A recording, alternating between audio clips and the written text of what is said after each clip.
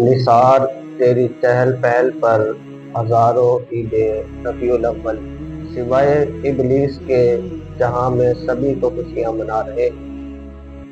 حضرات گرامی، یہ کہنا کہ سوائے ابلیس کے سبھی تو خوشیاں منا رہے ہیں، تو یہ ایسا جملہ ہے کہ جس جملے سے نہ ہی حضرت صدیق اکبر محفوظ ہیں، نہ ہی حضرت فاروق اعظم رضی اللہ عنہ محفوظ ہیں، نہ حضرت عثمان، نہ حضرت علی، تمام صحابہ کرام رضوان اللہ علیہم اجمعین اس جملے سے محفوظ نہیں ہیں۔ اور اسی طرح تابعین، تبع تابعین، ائمہ دین، محدثین، اور حالانکہ یہ جملہ کہنے والوں کے بڑے بھی اس جملے سے محفوظ نہیں ہیں کہ سوائے ابلیس کے جہاں میں سبھی تو خوشیاں منا رہے ہیں۔ کیونکہ ہمارا سوال ہے اور شروع دن سے ہے کہ آپ جو عید میلاد النبی صلی اللہ علیہ وسلم مناتے ہیں اور جس پر آپ نے اتنا شور ڈالا ہوا ہے،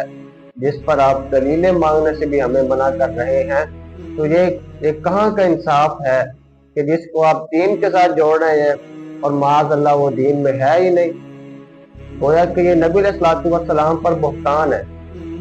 اگر آپ یہ کہتے ہیں نا کہ عید میلاد النبی جو نہ منائے وہ شیطان ہے، جو منائے وہ دین اسلام کا ایک بڑا فریضہ سر انجام دے رہا ہے، تو میرے محترم بھائیوں، آپ بہتان لگا رہے ہیں۔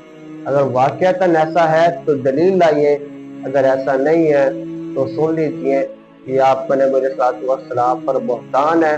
اور یہ کہنا کہ جو عید نہ منائے، جو اس پر خوش نہ ہو، وہ عید میلاد النبی نہ منانے والا ابلیس ہے۔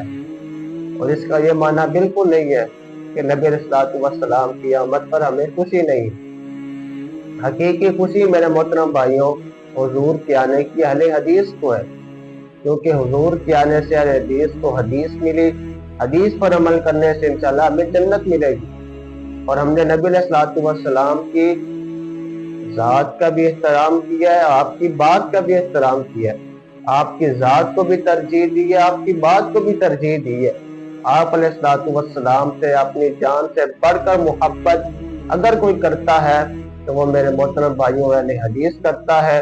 عید میلاد النبی نہ منانا یہ بھی اہل حدیث کی محبت ہے، کیونکہ نہ حضور نے منائی، نہ صحابہ کرام نے منائی، اور نہ ہی اسی طرح تابعین، تبع تابعین، اور حالانکہ عید میلاد النبی منانے والوں یہ تمہارے بڑوں نے بھی نہیں منائی۔